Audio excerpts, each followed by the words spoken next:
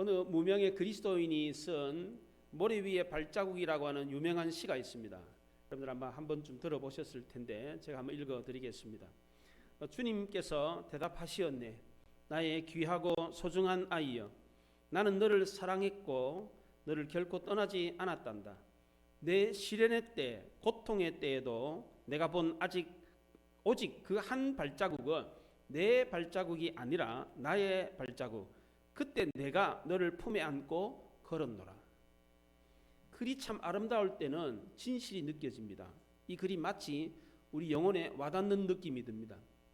이 시는 주님이 우리를 인도하시고 우리의 삶을 보듬고 계시는 모습을 노래한 것입니다. 머리 위에 남겨진 한 발자국은 우리가 홀로 걷는 듯한 그 순간에 그 발자국은 나의 발자국이 아니라 나를 업고 가신 주님의 발자국이었습니다. 영국에 자연신론자들이 있었습니다. 데이즘이라고 하는 학설을 주장하는 학파들이 있었는데 이 사람들은 하나님이 천지 만물을 만드신 것을 믿었습니다. 그런데 하나님은 천지 만물을 만드시고 난 뒤에 손을 떼셨기 때문에 이제 천지 만물은, 온 우주는 자기가 가지고 있는 법칙대로 자동적으로 움직이고 있다, 이렇게 주장을 했습니다.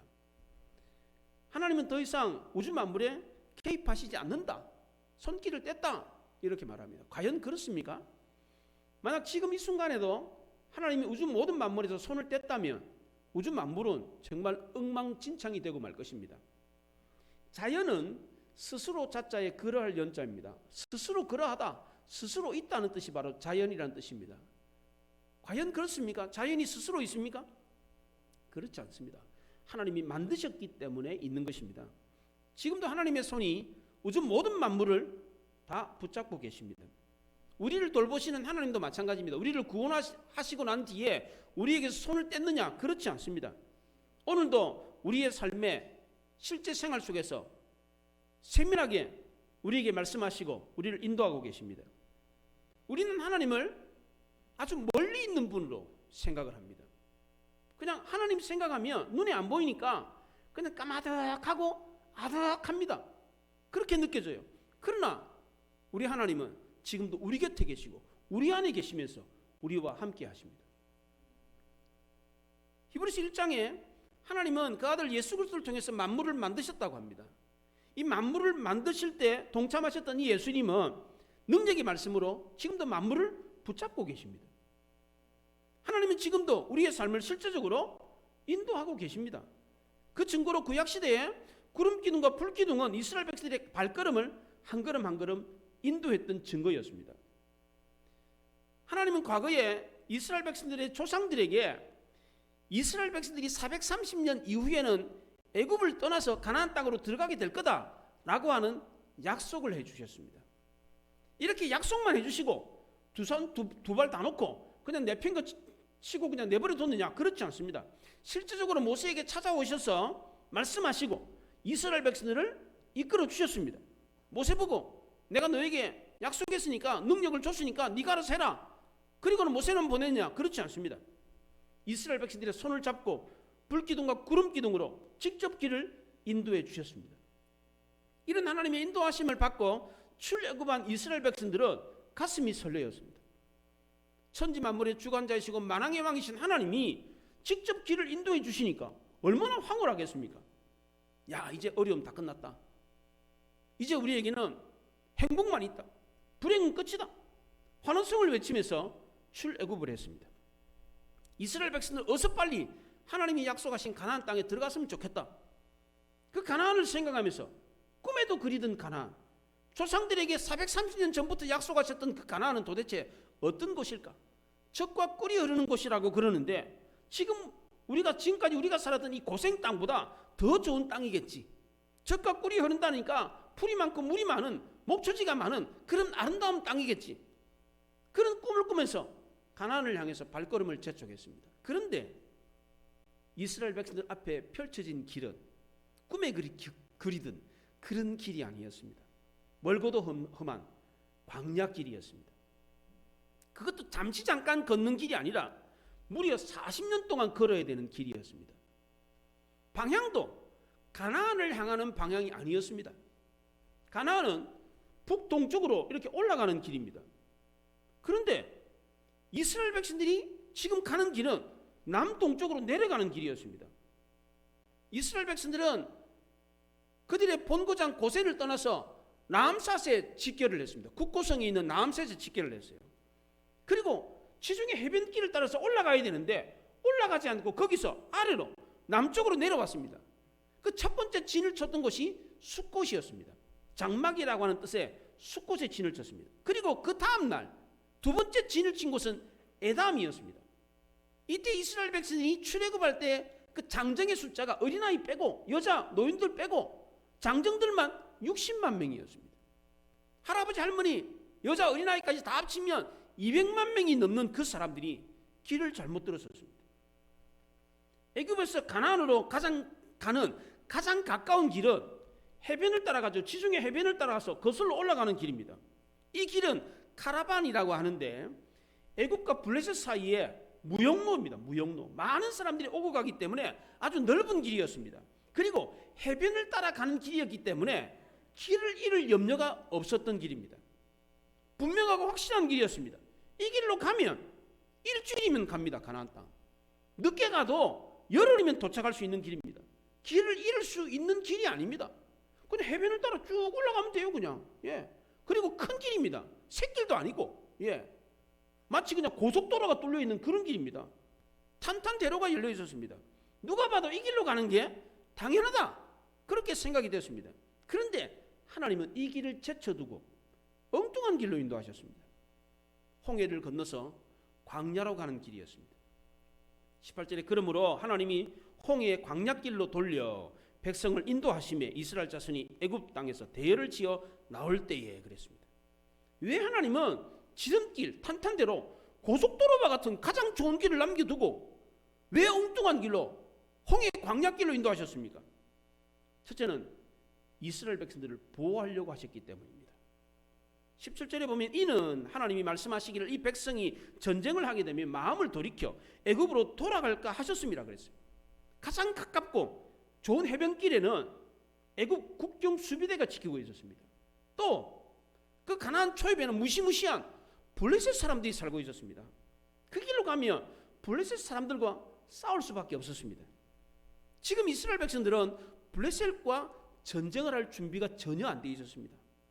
지긋지긋한 노예 생활을 끝내고 이제 막 아래서 깨어난 햇병아리였습니다. 눈도 뜨지 못하는, 세상 물정을 몰라요. 오랜 잠에서 깨어나가지고 어리버리해가지고 뭐가 뭔지를 지금 모르는 상태입니다. 무려 430년 동안 온실 안에 화초처럼 자라가지고 전쟁을 경험해 본 적이 없습니다. 이스라엘 백성들은 해방과 탈출이라고 하는 이 놀라운 사건을 경험하면서 막 들떠 있었습니다. 아직까지 하나님의 백성이라고 하는 정체성도 없었고 왜 하나님이 자기네들을 불러내가지고 구원해가지고 가나안 땅에 가게 하시는지 그 이유도 제대로 알지는 못했습니다. 애굽을 떠나라 그러니까 노예에서 그냥 해방시켜준다 그러니까 얼마나 좋습니까? 좋아라고 떠났습니다. 지름길로 가게 되면 블레셋과 전쟁을 해야 된다 이런 생각도 없었습니다. 가나안이 좋다고 하니까 그저 그냥 빨리 갔으면 좋겠다 이런 생각뿐이었습니다. 그런데 블레셋은 오합지졸인 이스라엘 백성들이 상대할 대상이 아니었습니다. 그 당시에 세계 최강이었습니다. 이 블레셋은 지중해의 크레타 섬에서 건너온 해양민족이었습니다. 역사가들은 14세기부터 12세기경에 지중해 동부에 모든 도시들이 다 없어져 버렸습니다. 그 이유를 몰라요. 지중해 동부에 나라가 몽땅 다 망해버렸어요. 그냥 통째로 망해버려요. 나라가 없어져 버렸어요. 그냥 역사 기록이 없어요. 사람이 안 사는 동네가 돼버렸어요. 그 이유가 뭐냐? 아마 지중해 쪽에서 내려온 해양민족에 의해서 그쪽 일대의 사람들이 몽땅 다 몰살했을 거다 그렇게 생각합니다. 그 중에 한 일파가 모여 살았던 곳이 바로 블레셋이었습니다. 이 블레셋은 가사와 가드, 아스돗과 아스글론과 에스돗이라고 하는 5 군대의 거점을 확보해 가지고 같이 연합하는 군사 정치 동맹을 형성한 연합 국가였습니다. 지금 중동을 팔레스틴이라고 합니다. 팔레스틴. 이 팔레스틴이라는 단어가 성경에 나오는 블레셋이라는 단어입니다. 이 블레셋을 영어로 팔레스틴이라고 합니다. 영어 성경에 블레셋을 팔레스타인이라고 되어 있습니다. 영어 성경에. 얼마나 그 영향력이 컸으면 지금까지도 이 블레셋이라는 단어, 이 팔레스틴이라는 단어가 그렇게 유명하게 쓰이겠습니까? 만약 이스라엘 백성들이 이 길로 갔다면 그 당시에도 막강했고 지금도 영향력을 행사하는 그 블레셋과 전쟁을 하는 것은 불가피했습니다. 이스라엘 백성들은 막 손발을 맞춰서 행군을 시작했던 신병이었습니다. 전쟁할 준비가 전혀 안 돼 있었습니다. 칼과 창도 없었습니다. 무기도 없었습니다. 블레셋은 이미 그 당시에 철기 무기를 갖고 있었습니다. 이스라엘은 왕정 시대까지도 400년이 지난 다윗 왕 때까지도 철기 무기가 없었습니다. 농기구가 고장이 나면 홈이나 곡괭이나 무슨 삽이나 이런 게 고장이 나잖아요. 그러면 이스라엘 동네 사람들은 그걸 고칠 대장간이 없어가지고 블레셋까지 내려가가지고 고치고 왔어요. 그거를 400년이 지난 뒤에도 철기 무기를 다룰 수가 없었습니다. 만약 이스라엘 백성들이 이 가나안 땅을 지나갔더라면 전쟁에서 지고 말았을 겁니다. 그건 불을 보듯 뻔한 것이었습니다. 하나님은 이것을 알고 전쟁에 질 거니까 기겁을 해가지고 다시 애굽으로 돌아갈 거다 이런 생각을 했습니다. 그래서 17절 하반절에 하나님이 말씀하시기를 이 백성이 전쟁을 보면 뉘우쳐 애굽으로 돌아갈까 하셨습니다 그랬어요. 이걸 하나님이 다 하셨습니다. 이스라엘 백성들은 조개의 속살 같은 그런 민족이 야들야들한 그런 민족이었어요. 하나님 막강하고 포악한 블레셋 군사들을 보면 아이고 무서워라. 그리고 돌아서가 주랭랑을 쳐가지고 애굽으로 다시 돌아갈 거다. 이걸 아셨습니다. 그 당시 이스라엘 백성들은 일주일이면 갈 수 있는 지중해 해변을 통해서 가나안에 가야 된다 이렇게 생각했습니다. 근데 하나님은 이스라엘 백성들의 체질과 형편을 아셨기 때문에 더 유익한 길, 이스라엘 백성들이 가장 알맞은 길로 인도하셨습니다. 이스라엘 백성은 지금 당장 빨리 가야 된다 그렇게 생각했습니다. 근데 하나님은 좀 더 기다리라 그렇게 말씀하셨습니다. 하나님은 우리 형편과 처지를 잘 아시기 때문에 우리가 감당할 수 없는 시험은 주시지 않습니다. 사도 바울도 고린도전서 10장 13절에서 너희가 감당하지 못할 시험 당하면 허락지 아니하시고 시험 당할 쯤에 피할 길을 내사 능히 감당하게 하신다 그랬습니다. 우리는 뭐든지 빨리빨리 이루었으면 좋겠습니다. 그런데 하나님은 어떤 때는 답답하다 싶을 만큼 늦추시는 경우가 많습니다. 우리는 직진하고 싶은데 하나님은 우회하라고 합니다. 우리는 빨리 달라고 그러는데 하나님은 더 기다리라고 하십니다. 왜 이렇게 하십니까? 우리를 보호하기 위해서입니다. 우리 교회가 교회 건축을 하겠다는 이야기가 3년 전부터 나왔잖아요. 그래 계약을 하고 건축을 진행하는데 계속 지금 늦어졌어요. 지금 이제 막바지까지 온 거예요. 근데 제가 지금 생각해 보면 그때 만약에 계약해가지고 곧바로 건축했더라면 땅도 제대로 더 많이 확보하지 못했을 것이고, 그리고 코로나를 겪어가지고 뭐 재정적으로 더 어려움을 당하지 않았을까 그런 생각이 듭니다. 큰일 날 뻔했어요. 지나고 보면 하나님이 그렇게 늦추신 게 우리가 감당할 수 없었기 때문에 그렇다는 생각이 들어요. 다 우리를 보호하기 위해서 그렇게 하셨던 겁니다.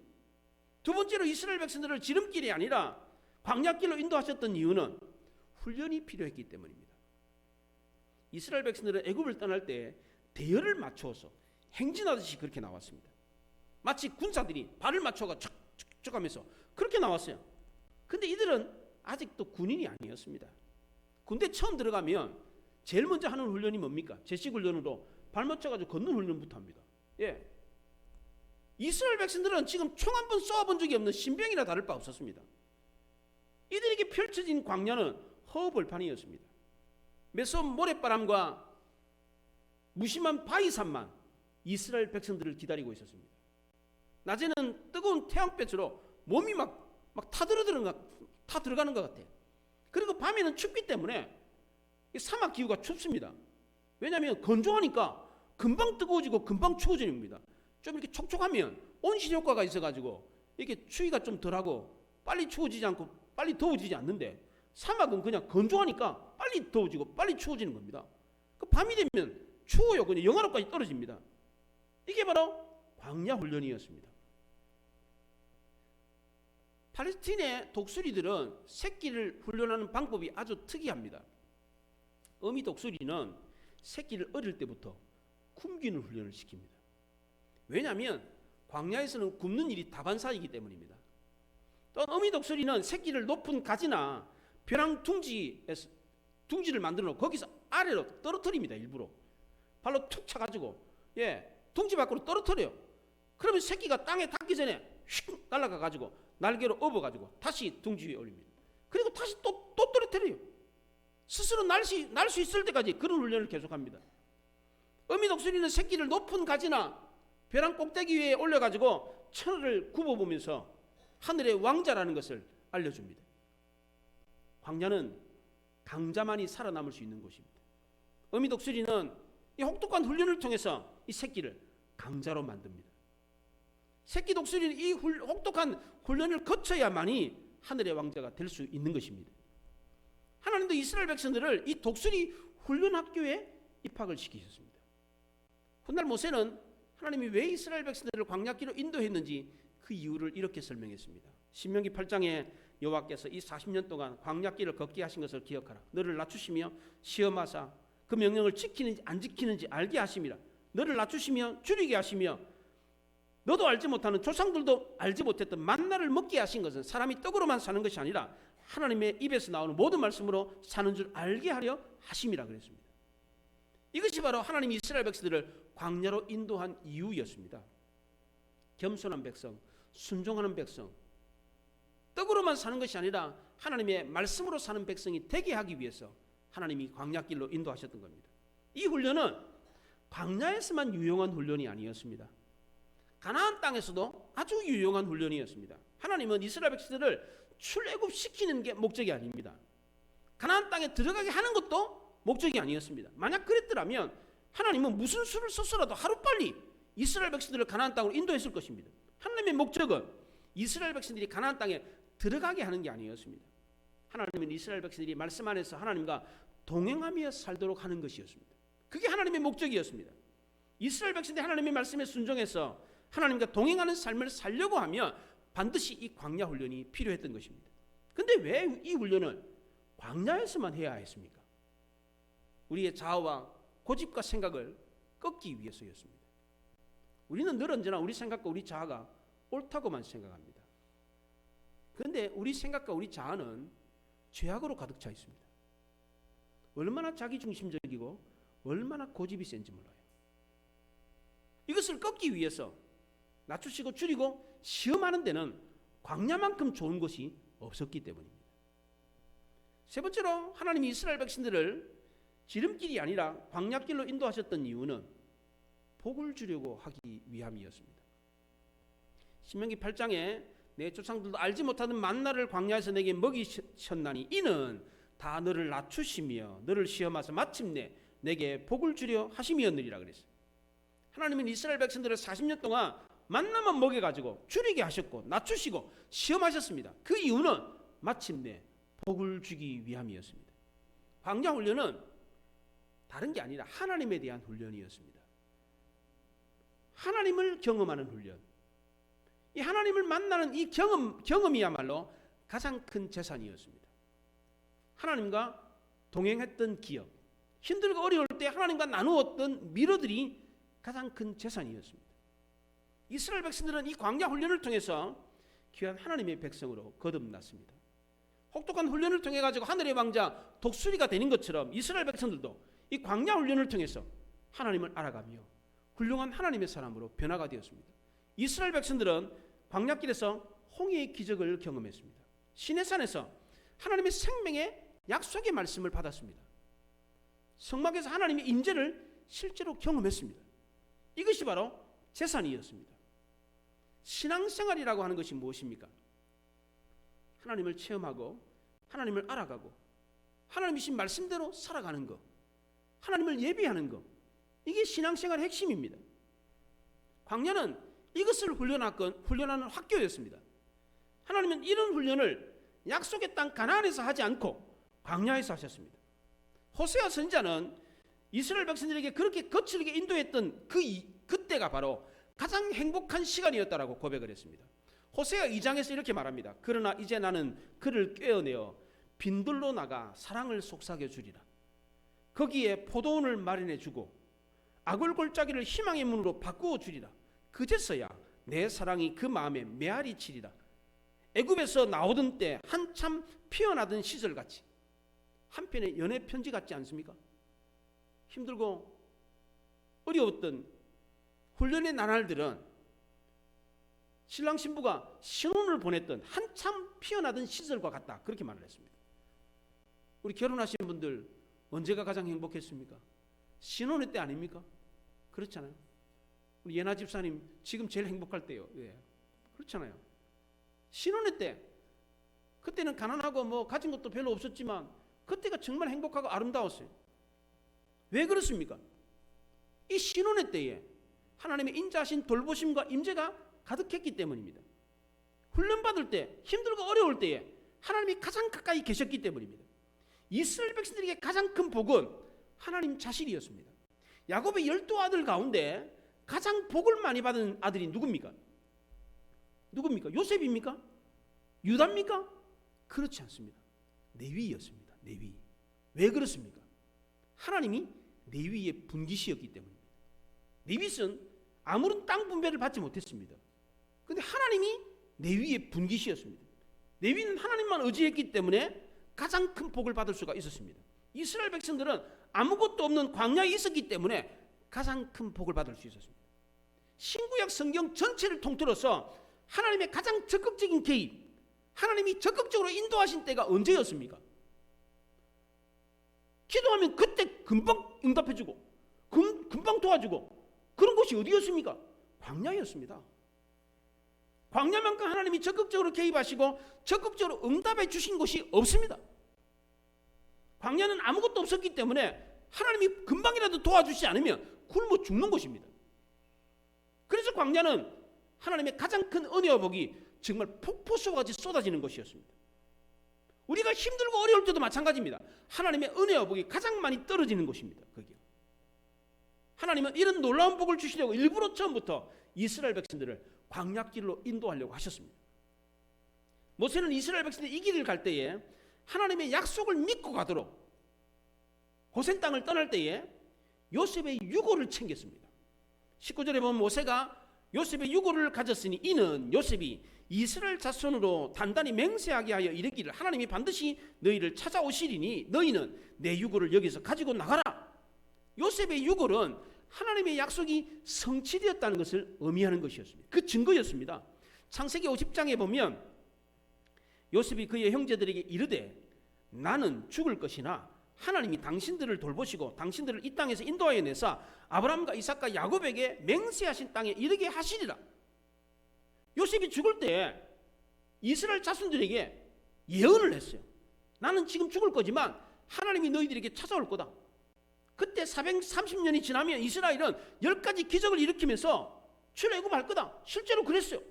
실제로 이스라엘 백성들은 요셉이 유언한 대로 정말 기적을 일으키면서 출애굽을 했습니다. 요셉의 유언이, 요셉의 예언이 맞았습니다. 이걸 알고 모세는 요셉이 죽기 전에 마지막 남겼던 그 유언대로 그의 유고를 가지고 출애굽을 했습니다.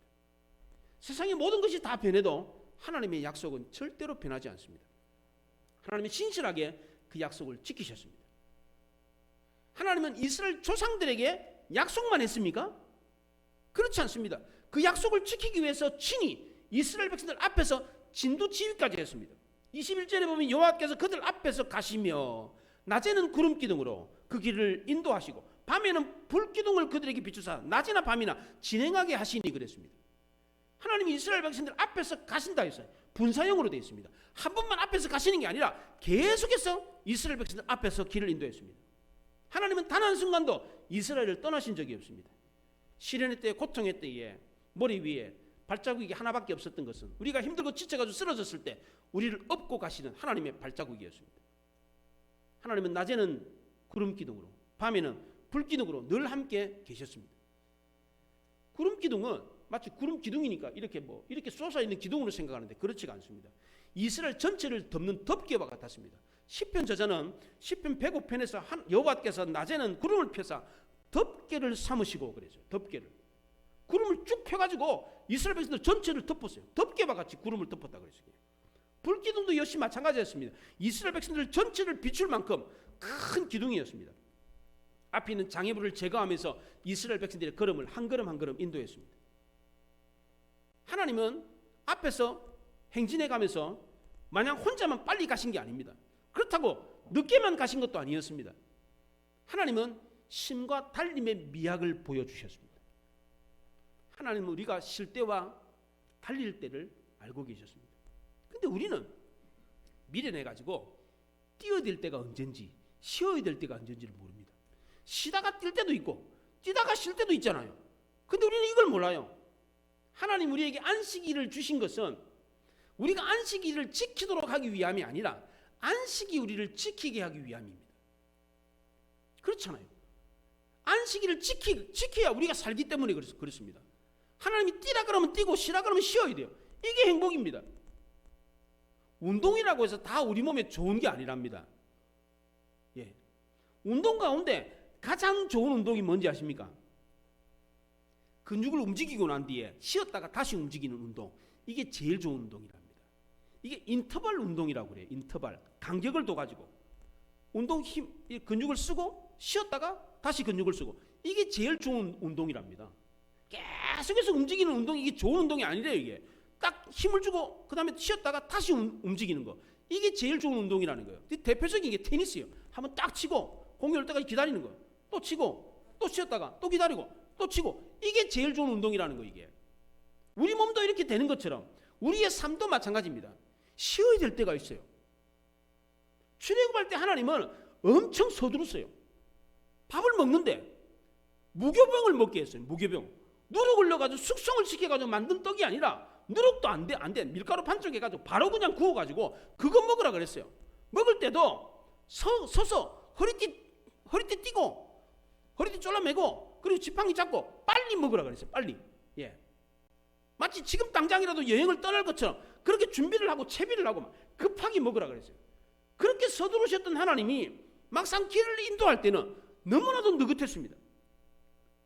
가장 빠른 블레셋 길로 인도하지 않고 광야길로 인도했습니다. 그것도 40년 동안 돌아야 되는 길로 인도했습니다. 모순처럼 느껴지지 않습니까? 그렇게 서두르셨던 분이 왜 길을 인도할 때는 아주 느긋한 정도가 아니죠. 아예 그냥 정체해가지고 어떤 때는 며칠이고 몇 달이고 그냥 구름이 떠나질 않아요. 그냥 거기에 머물러 있어요. 왜 이렇게 하십니까? 이거는 시간의 문제가 아니었기 때문입니다. 만약 시간의 문제였다면 하나님은 어떤 수를 써서라도 이스라엘 백성들을 출애굽시켜가지고 곧바로 가나안 땅에 가게 하셨을 겁니다. 그런데 하나님은 이게 시간의 문제가 아니었습니다. 이스라엘 백성들의 마음의 문제였습니다. 우리 삶이 앞으로 전진을 해야 되는데 후퇴를 하는 경우가 있습니다. 돌아가는 경우가 있잖아요. 몸이 좋아져야 되는데 오히려 몸이 나빠지는 경우가 있습니다. 여기에는 반드시 하나님의 뜻이 있습니다. 하나님은 이것을 통해서 우리 자아를 죽이는 법을 가르치십니다. 우리의 생각과 고집을 꺾으시려고 합니다. 하나님은 우리가 하나님과 동행하는 법을 이것을 통해서 배우게 하십니다. 하나님은 비록 시간이 더디다고 할지라도 돌아가는 길이라고 할지라도 이것만큼은 꼭 가르치려고 하십니다. 그런데 우리는 이런 일을 당할 때 어떤 생각을 갖습니까? 어떤 일을 하는데 좋아지기는커녕 더 나빠져요. 건강도 그렇고 사업도 그렇고 인간관계도 그렇고 더 나빠져, 더 힘들어져, 더 오래 걸려. 이런 일을 겪을 때 어떤 생각이 듭니까? 하나님이 나를 안 도와주시는 거 아닌가? 떠나신 거 아닌가? 함께 하시지 않는다. 이런 생각이 듭니다. 이스라엘 백성들도 마찬가지였습니다. 하나님이 조금만 지체하시면, 조금만 나타나지 않으면 하나님 떠나시는 거 아닌가? 떠나신 거 아닌가? 이런 의심을 갖고 불안에 떨었습니다. 마치 어머니에게 껌딱지처럼 달라붙어가지고 엄마한테 떨어지지 않으려고 하는 분리 장애를 갖고 있는 그런 아이와 같았습니다. 이런 경우에 하나님은 어떻게 하셨습니까? 핀잔을 주지 않으셨습니다.